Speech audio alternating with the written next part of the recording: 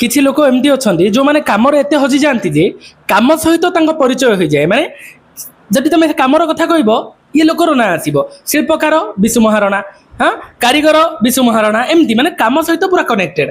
ଆଉ ଆମର ପିଲାମାନେ କାମ ସହିତ ବିଲକୁଲ କନେକ୍ଟେଡ୍ ନାହିଁ। କେମିତି ନା ଏଜୁକେସନ୍। ମୁଁ ଗୋଟେ ଆଜି ପିଲାମାନଙ୍କୁ ପଚାରୁଥିଲି, ପିଲେ ଗୋଟେ ଗ୍ରହ ଅଛି ଯେଉଁଠି ପାଠ ପଢ଼ିବାର କିଛି ଟେନସନ୍, କିଛି ଷ୍ଟଡି ହିଁ ନାହିଁ ସେଠି, କେବଳ ଆଉ କେବଳ ଖାଇବ ପିଇବ ଶୋଇବ। କିଏ କିଏ ଯିବାକୁ ଚାହୁଁଛ ସେମିତି ଗ୍ରହକୁ? ସମସ୍ତେ ହାତ ଟେକିଲେ। ଦ୍ୟାଟ୍ ମିନ୍ସ ତମର ଇଣ୍ଟରେଷ୍ଟ ବାସ୍ତବରେ ଆଗ୍ରହ ପାଠ ପ୍ରତି ନଥାଉଛି, ଜୋର ଜବରଦସ୍ତି ଆସୁଛ, ନ ପଢ଼ିଲେ ନ ଚଳେ ନାଇଁ କି ବାଧ୍ୟ ହୋଇକି ଆସୁଛ। ସେମିତି ନୁହଁ ପିଲା, ଆଜି ଗୋଟେ ବଢ଼ିଆ ଷ୍ଟୋରି ପଢ଼ିବା ଆମର ଗୋଟେ ବ୍ୟକ୍ତି ବିଷୟରେ ଯିଏକି ନିଜ କାମରେ ଏତେ ହଜି ଯାଇଛି ଯେ ସି ଆଉ ସଂସାର ଜାଣିଲାନି ପିଲେ, ସେ ସମ୍ପୂର୍ଣ୍ଣ ରୂପେ ସେ କାମକୁ ହିଁ ଜାଣିଛି। ଠିକ୍ ଅଛି, ଏ ମଣିଷକୁ ପଥର କଲା କିଏ? ଇଏ ହେଉଛି ସପ୍ତମ ଶ୍ରେଣୀର ଗୋଟେ ପାଠ।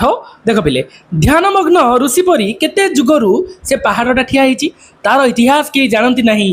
କେବେ ପ୍ରଥମେ ପାହାଡ଼ ଉପରେ ପଥର ଜମାଟ ବାନ୍ଧିଲା, କେବେ ପ୍ରଥମେ ତାର ତରୁଲତା ଦେହରେ ଶ୍ୟାମଳ ପତ୍ର ଦେଖାଦେଲା, ଫୁଲ ଫୁଟି ହସିଲା, ସେ କଥା ମଧ୍ୟ କିଏ ଜାଣିପାରିବେ ନାହିଁ।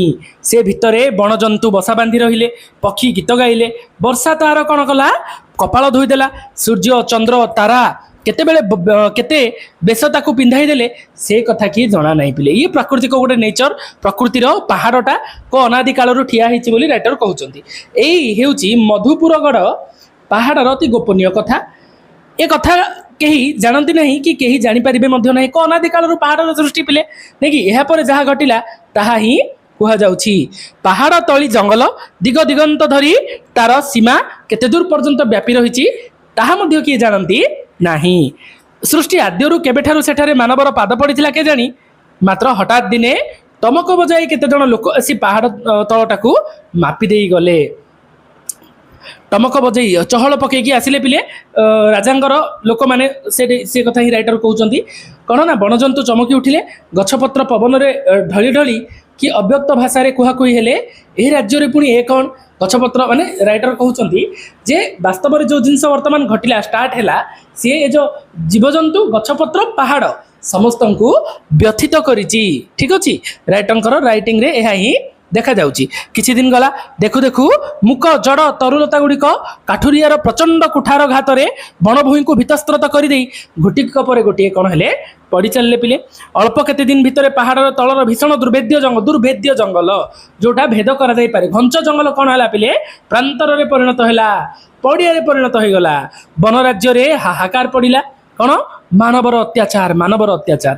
ଆମେ ହେଉଛୁ ପିଲେ ଆଦିମ ମାନବରୁ ପରିବର୍ତ୍ତନ ଯେତେବେଳେ ହେଇ ଆସିଲା ଆଜିର ଡେଟ୍ରେ, ଏବେ ଯେଉଁ ଆମେ ହେଉଛୁ ପ୍ରକୃତିର ଶେଷ ଉତ୍ପାଦ। ମାନେ ସବୁ ଜୀବଜନ୍ତୁ ଆମଠୁ ଆଗରୁ ଗଛପତ୍ର ସୃଷ୍ଟି ହେଲେ, ମଣିଷ ଆଗରୁ ଜୀବଜନ୍ତୁ ସୃଷ୍ଟି ହେଲେ, ଅନେକ ସାରା ଯୁଗ ପଳେଇଛି। କିନ୍ତୁ ଆମେ ଏବେ ଯେଉଁ ଗୋଟେ 10,000 ବର୍ଷରେ ଯାହା କାଣ୍ଡ କରିଛେ ପିଲେ, ତାର ରିକଭରି ଆଗାମୀ 100 ବର୍ଷ ପର୍ଯ୍ୟନ୍ତ ଆଉ ହେଇପାରିବ ନାହିଁ। ମାନେ ମଣିଷ ଯୋଉଠି ହାତ ପୁରେଇଲା ସେଠି ବର୍ବାଦର ଆରମ୍ଭ ହେଲା ବୋଲି ଭାବିବା କଥା।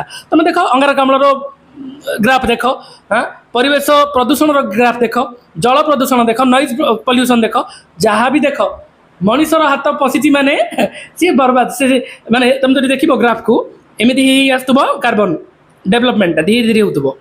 ମଣିଷର ଯୋଉଠୁ ଶିଳ୍ପ ବିପ୍ଳବ ଷ୍ଟାର୍ଟ ହେଲା, ତାପରଠୁ ଏମିତି। ମଣିଷ ହେଉଛି ଏକମାତ୍ର କଦର୍ଯ୍ୟ ପ୍ରାଣୀ ଯାହାର ଏଣ୍ଟ୍ରି ମାରିଲା ମାତ୍ରକେ ଟୁ ଏଣ୍ଡ, ମାନେ ଫିଲ୍ମ ଏଣ୍ଡ ହେଇଯିବ ସେଠୁ। କ'ଣ? ସେ ରାଜ୍ୟରେ କାହାର ଡାକ ହଣା ହେଲା, କାହାର ମୂଳ ତଡ଼ାଗଲା, କାହାର ମୁଣ୍ଡ କାଟି ତାକୁ ଶ୍ରୀହୀନ ଥୁଣ୍ଟା ଗଛରେ ପରିଣତ କରିଦିଆଗଲା। ଖାଲି ସେତିକି ନୁହେଁ, ଜଙ୍ଗଲବାସୀ ଜୀବଗଣଙ୍କୁ ବି ଗୁଳି, ସର, ଖଣ୍ଡା ବଳରେ ଲୋପ କରିବାର ଚେଷ୍ଟା କରାଗଲା। ମାନେ ବାୟୋଡାଇଭରସିଟିକୁ ପୁରା ବର୍ବାଦ କରିଦିଆଗଲା। ପାହାଡ଼ ସବୁ ଦେଖିଲା, ସବୁ ସହିଲା, ମାତ୍ର ସେ ମୁକ କରିବ କ'ଣ? ଏହାପରେ ପର୍ବତର ବୁକୁ ଭିତରକୁ ଲୁହାର ଶାବଳ ଭର୍ତ୍ତି କରାଗଲା। ତାକୁ କେତେ ଖଣ୍ଡ ଖଣ୍ଡ କରିକି ଲୋକ ସବୁ କ'ଣ ଉଦ୍ୟମ କଲେ।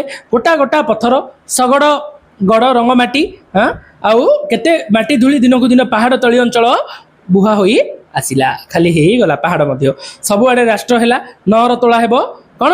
ନଅର ତୋଳା ହେବ। ଚାରିଆଡ଼େ ପିଲେ ରହିଲା କ'ଣ? ନଅର ତୋଳା ହେବ। ଘର କାମ ଚକରରେ ଜଙ୍ଗଲକୁ ଧ୍ୱଂସ କରିଦିଆଗଲା, ପାହାଡ଼କୁ ମଧ୍ୟ ଧ୍ୱଂସ କରିଦିଆଗଲା। ଏଥିରେ ବନବାସୀ ଜୀବଜନ୍ତୁ ତରୁଲତାଙ୍କର ଦୁଃଖର ମଧ୍ୟ ସୀମା ନାହିଁ। ପୁଣି ଅତ୍ୟାଚାରରେ ମାନବ ଜାତିର ଆନନ୍ଦର ସୀମା ନାହିଁ। ମାନବ ତ ଖୁସି ନା ଅନ୍ୟକୁ କଷ୍ଟ ଦେଲେ। ସୃଷ୍ଟିର ଏଇ ଭଙ୍ଗା ଗଢ଼ା ଲୀଳା ଭିତରେ ସ୍ୱର୍ଗର ଦେବତା ବା ନରକର ପିଶାଚ ତୃପ୍ତି ଲାଭ କରିଥିବେ କହି ହେଉନାହିଁ। ପିଲେ ଏହିପରି ଚାଲିଲା କେତେ ଦିନ ଚାଲିଲା ଠିକ ନାହିଁ। ରାଜାଙ୍କର ନଅର ତୋଳା ହେଲା, ପର୍ବତ ବୁକୁ ଫଟାଇ ପଥର କଟା ହେଲା, ସୁନ୍ଦର ଉଆସ, ତା ଭିତରେ ଦୀପମାଳା, ଅପୂର୍ବ ସାଜସଜ୍ଜା, ତା ଭିତରେ ପୁଣି ବିଳାସ ପ୍ରିୟ କୀର୍ତ୍ତିଲିପ୍ସୁ ମାନବଗଣ, ପୁରା ଭୋଗ ବିଳାସରେ ବୁଡ଼ିଥିବା କ'ଣ ନିଜ କୀର୍ତ୍ତିକୁ ପ୍ରଦର୍ଶନ କରିବା ମାନବ ରାଜାଙ୍କର ଯେଉଁ ନଗର ଭିତରେ। ଆମେ ଅନ୍ୟର ଦେଖୁନୁ ନା ପିଲେ ଦୁଃଖ, ସାମ୍ନା ବାଲାକୁ କ'ଣ ପ୍ରୋବ୍ଲେମ ହେଉଥିବ ନାହିଁ, ଆମର ଫାଇଦା ହେଇଯିବାର ଅଛି ବାସ୍, ଆମକୁ ସାଟିସ୍ଫ୍ୟାକ୍ସନ୍ ମିଳିଯିବାର ଅଛି ବାସ୍। ଏ ପ୍ରକାର ନେଚର ମଣିଷର ଅଛି।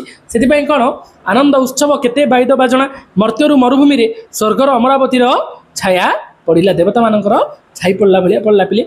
ଏହାରି ନାଁ ହେଲା ମଧୁପୁର ଗଡ଼। ଆଉ ଏ ପର୍ବତ ଖଣ୍ଡକର ନାଁ ହେଲା ଗଡ଼ ପର୍ବତ। ଗଡ଼ ପର୍ବତ ଖାଲି ହେଇଗଲା, ମଧୁପୁର ଗଡ଼ ତିଆରି ହେଲା। ଠିକ୍ ଅଛି। କ'ଣ ହେଲା ନା ଜଙ୍ଗଲ କାଟି ପାହାଡ଼ ଭାଙ୍ଗି ଗଡ଼ ସିନା ତିଆରି ହେଲା, ତା ଭିତରେ ମାନବର ଲୀଳାଖେଳା ସିନା ଚାଲିଲା, ମାତ୍ର ଗଡ଼ କାମ ଆଉ ଶେଷ ହେଲା ନାହିଁ। କଣ୍ଟିନ୍ୟୁଅସଲି କ'ଣ ପିଲେ ଏ ବିଧ୍ୱଂସ ଲୀଳା ଚାଲି ଚାଲି ମାନେ କଣ୍ଟିନ୍ୟୁଅସଲି ଚାଲିଲା। ପାଚେରୀ, ଘର, ପୁଣି ପାଚେରୀ, ଦେବୀ ମନ୍ଦିର, ପ୍ରସ୍ତାବ ପରେ ପ୍ରସ୍ତାବ, ଆଉ କଳ୍ପନା ପରେ କଳ୍ପନା। ଗଡ଼ରେ ପ୍ରଜା ରହିଲେ, ଉଆସ ଭିତରେ ରାଜା ରହିଲେ, ମାତ୍ର ସେଇ ଦରଭଙ୍ଗା ପାହାଡ଼ଟାରେ କିଏ ରହିଲା ତାକୁ ଆଉ କିଏ ଦେଖିଲେ ନାହିଁ। ଜଙ୍ଗଲ ଥିଲା, ଗଡ଼ ହେଲା, ଗଡ଼ ମାନେ ବୁଝିପାରୁଛ ନା ରାଜାଙ୍କର ଏରିଆ। ଗଡ଼ ହେଲା, ପାହାଡ଼ ଥିଲା, ତାର ବୁକୁ କଟା ହେଲା, ରାଜା ଆସିଲେ, ରାଜା ଗଲେ, ତଥାପି ଗଡ଼ରେ ଘର ତୋଳାର ବିରାମ ହେଲା ନାହିଁ। ବୁଢ଼ା ରାଜା ମଲେ, ଯୁବରାଜ ସିଂହାସନରେ ବସିଲେ, ପୁରୁଣା ଦେବାନ ଯାଇ ନୂଆ ଦେବାନ ଆସିଲେ। ଯେଉଁ ଦେବାନ ମାନେ ଟେକ୍ସ କଲେକ୍ସନର ଦାୟିତ୍ୱ ଯାହା ପାଖରେ ଥାଏ ସେ ସମୟରେ ହେଲା। ଏହିପରି କେତେ ବର୍ଷ କଟିଗଲା, ମାତ୍ର ଗଡ଼ ପର୍ବତର ବୁକୁ ଯେପରି ଭାବରେ ଫଟା ଯାଉଥିଲା ସେହିପରି ଫଟାଗଲା, ସିଏ ବନ୍ଦ ହେଲାନି ଆଉ। କ'ଣ ସେହିପରି ସକାଳୁ ସନ୍ଧ୍ୟା, ବୁକୁ ମାନେ କ'ଣ ପିଲେ ଛାତି, ପଥର କଣ୍ଟିନ୍ୟୁଅସଲି ସେ ଭିତରୁ କାଢୁଛନ୍ତି ଲୋକ ନିଜ ନିଜର କାମ ପାଇଁ। ଠକ୍ ଠକ୍ ଶବ୍ଦ, ସନ୍ଧ୍ୟା ଯାଏ ଠକ୍ ଠକ୍ ହାତୁଡ଼ିରେ ଶବ୍ଦ, ପଥର ଗଡ଼ାର ଘଡ଼ ଘଡ଼ ଶବ୍ଦ ବରାବର ଶୁଣାଗଲା। ମାତ୍ର ରାଜା ଦିନେ ହେଲେ ପାରିଲେ ପଚାରିଲେ ନାହିଁ କିଏ ସେ ପଥର କାଟୁଛି, କିଏ ବା ସେ ପଥର ଗଡ଼ାଇ ଗଡ଼ବାସୀଙ୍କୁ ଚମକାଇ ଦେଉଛି, କିଏ ତାକୁ ପଚାରିଲେନି ପିଲେ। ଭୀମଦାସ ଜନ୍ମରେ ହେଉଛି ମନୁଷ୍ୟ, ଜାତିରେ ହେଉଛି ଚଷା, ଆଉ ବେପାରୀ ବ୍ୟବସାୟରେ ହେଉଛି ପଥର କଟା। କ'ଣ ପିଲେ ଇଏ ବୟସ ତାର 80 ପାଖାପାଖି, ଘର ତାର ଜଙ୍ଗଲ, ଆଉ ଖାଦ୍ୟ ତାର ଫଳମୂଳ। ଠିକ୍ ଅଛି। ଭୀମଦାସର ଇତିହାସ ସଙ୍ଗେ ସଙ୍ଗେ ମଧୁପୁର ଗଡ଼ର ଇତିହାସ ଏତେ ସମ୍ପର୍କ ଯେ ଗଛରୁ ଡାଳପତ୍ର କ'ଣ ବକଳା କାଢ଼ି ତାକୁ ଗଛରେ ଯେଉଁ ଗଛ ବୋଲି କହିଦେବା, ମାତ୍ର ଆକୁ ଯଦି ତୁମେ ଇତିହାସରୁ କାଢ଼ିଦେବ ମଧୁପୁର ଗଡ଼ର, ତାହେଲେ ତାର ଇତିହାସ ଆଉ ରହିବ ନାହିଁ। କାହାକୁ? ଭୀମଦାସକୁ ହେଲା।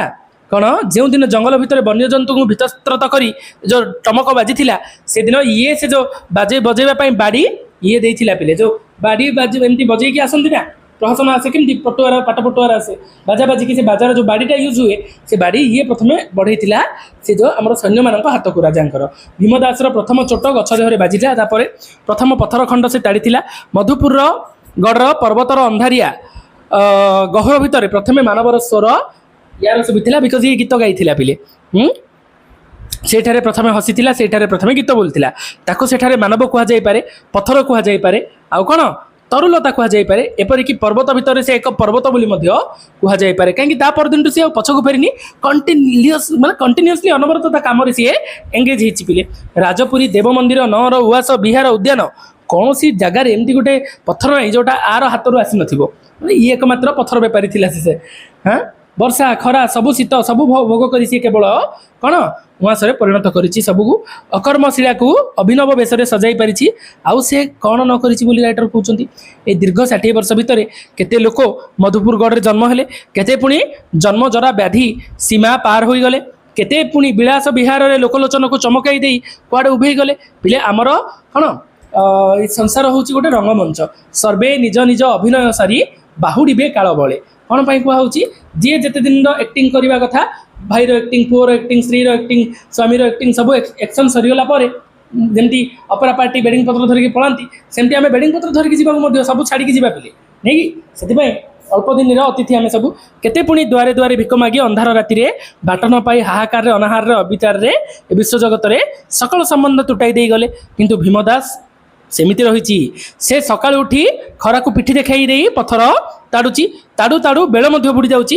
15 ବର୍ଷ ବୟସରୁ ତାର ଘନକୃଷ୍ଣ କେଶଗୁଚ୍ଛ, ଚିକ୍କଣ ଶରୀର କାନ୍ତି, ଆରକ୍ତ ଅଧର ତଳ, ବିମଳ ଲୋଚନ ଜ୍ୟୋତି, କୋମଳ ବଚନ, ନିରଳସ ଚାଲି, ନିଭାଭରଣ ବେଶ, ନିରାଭରଣ ବେଶ ସବୁ कुआडे ओलट पालट हो जाइए तार जो सुंदरिया बेश थिला सी उड़ी जाइए पिले सुंदरिया बेश नाही वर्तमान कौन होइछि भूमिकंप पर्वत समुद्र होई समुद्र पर्वत पलटि गला परी भीमदासर जीवनटा एक अद्भुत भाव में बदली जाइछि से चाहिछि कौन चाहूची किंतु किसी देखु नहीं से काम करुच्ची किंतु हेले किसी जानी पारु नहीं से राति निदरे शोची मात्र यौवन स्वप्न देखु नहीं से दिन में बाट चलुची मात्र काहाकू पथ पचारू नहीं ये गोटे अद्भुत स्टेज पिले केवल केवल से निज काम को भल पाए कंटिन्यूअसली से काम कर तार बयस जिते वर्ष है से काम करी दिन भितर लोक अनेक लोक आसिक चलीगले संसार दोहली गलानी ताकू किसी फरक पड़ी नहीं ए गला भीमदासर कथा तेने राजा उंसरे घोर परिवर्तन राजा आसी राजा गले बुढ़ा राजा पर युवराज गादी में बसिले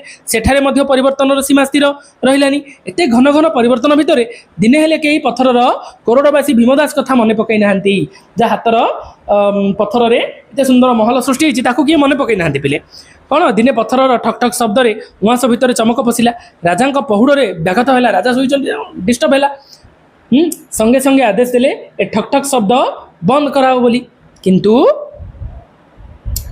कौन नाली पगड़ी बंधा हुदा पिंधा पाइक जाई बनवासी भीमदास पिठी रे चाबुक दे कहीदे आसिले पहुड़ बेल काम बंद कर राजा शोइछन पहुड़ बेले तू ढकढक करू रख बोली कहीकि आसिले दिने नुहे 2 दिन नुहे मासे मास धरी मध्य नुहे केते वर्ष एमती चलला एपरी नर भितर पहुड़ हुए एपरी पर्वत भितर से शब्द हुए पुणी एपरी मध्य कौन कुहा हुए से पत्थर कटा बंद हुए नहीं ठीक 50 वर्ष पर दिनकर घटना राजा बाहर पारिधिकी बापा जो जंगल प्रथमे पशिबा को साहस न करी तमक दिया गछपत्र कटाई नाती से भितर निर्भय एकाकी विचरण कले पर्वत देखुला दिने से दृश्य देखिला पुणी दिने ए दृश्य पर्वत कौन से दृश्य देखी बाजा बजेकी जीवजंतु मान एड़े गछ कटा स्टार्ट होता किंतु आज एत माने खाली हो गलानी निर्भय जी भी पलैब है कौन केवल पवन साई साई शब्द ता बुकु भितर कि गोपन कथा से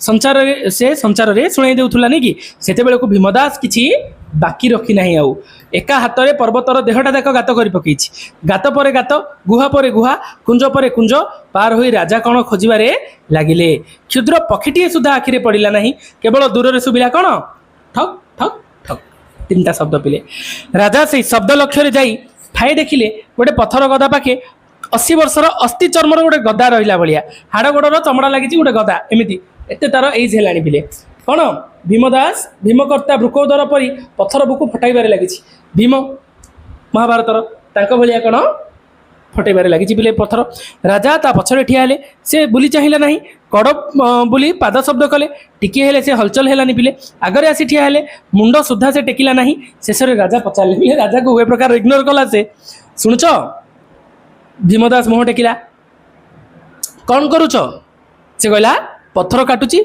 ए बयस रे बयस कौन केते वर्ष है सी कहला मु जाने नहीं हाँ पाख लोके पहुँची गले राजा आदेश देले ए लोक को उआस को नहीं आस कौन है पिले उआस भितर भीमदास स्वतंत्र घर ठीक है नुआ लुगा अणागला कहीं वास्तव में व्यक्तिटा कौन संपूर्ण राजउआसर विश्वकर्मा ये हाँ तो तापाई चाकर बाकर रहिले राज सम्मान दिगला मधुपुरगढ़ तुमरी हाथ में तैयारी होती तुम्हें विश्राम नियो हाँ भीमदास किसी बुझीपारानी खाली पदमात्र कहला पत्थर कहीं पत्थर कहीं मोर पत्थर दरकार नहीं कि सेपरी कौन पलित केश गलित दंत वृद्धर मुह को चाह राजा कहले पत्थर पत्थर कौन कर तुम पत्थर घर आउ पत्थर लोड़ा क्या नहीं भीमदास कौन बुझिला के जानी भो किने कांदुथिला तापरे से घरर पत्थर चट्टान को कुंडाई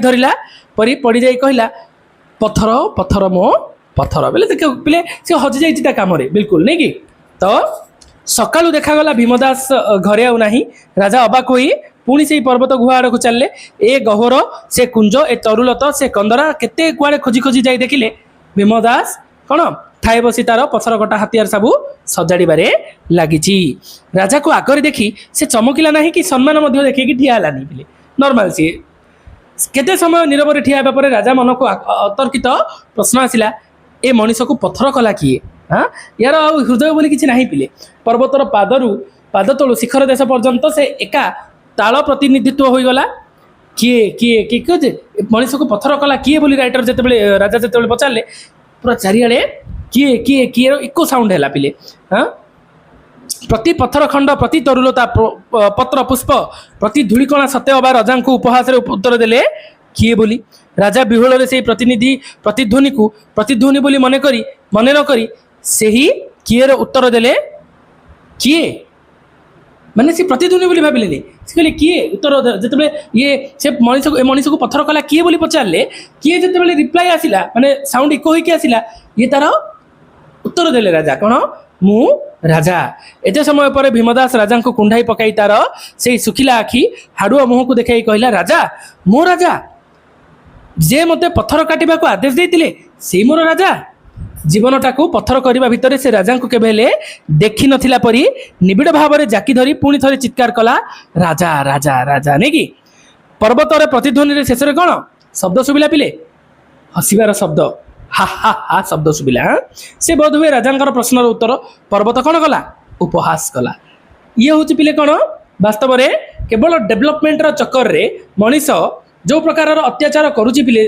आमर परिवेश उपरे गोटे दिन एमती आसीबो जेतेबेले मनीष नथिबो प्रकृति थिबो काहेकि गोटे समय थिला प्रकृति थिला मनीष नथिला तो आमे टेम्पोरारी पीरियड पय आछन पिले आमे गायब होई जिबा प्रकृति रहिबो आ से तांडव लीला दर्शन मध्ये हमकु दे दोछि थरे थरे केबे साइक्लोन केबे बात्या बन्या है कि विभिन्न प्रकार सब घटना आम जानूँ मनीषर औकात केते नहीं कि हेले मध्य मनीषर मुंडे बुद्धि पशे नहीं कहीं डोज दरकार केमिति डोज बड़ बड़ नहीं कि से आगुरी आम सतर्क होगा पड़ो परिवेश प्रति जाग्रत होगा पड़ो। थैंक